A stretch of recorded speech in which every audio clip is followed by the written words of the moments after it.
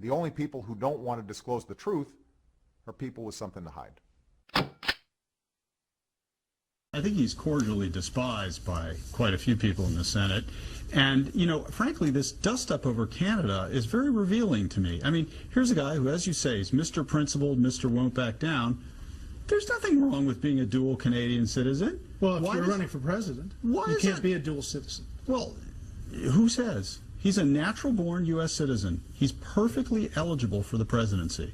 Okay? You know what? Why does he back down and renounce his Canadian citizenship? Why not just say to people, Charles once, I think, was a Canadian citizen. There's nothing wrong with being a dual citizen of the United States and our neighbors to the north. I'm stunned. About Labatt's versus Miller and hockey versus baseball. Why doesn't he just tell people what's wrong with it? Since I know my history a little bit better than you do, I never was a Canadian citizen. Sorry.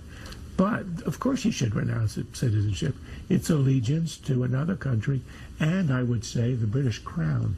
Wasn't our revolution about allegiance to the British Crown? It's silly for him to surrender to this silly accusation. Even if he dual wants to run loyalty. for president.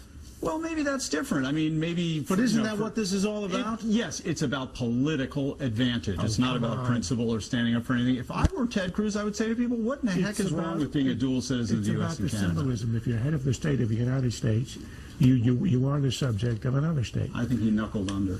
That is it for the panel. The only people who don't want to disclose the truth are people with something to hide.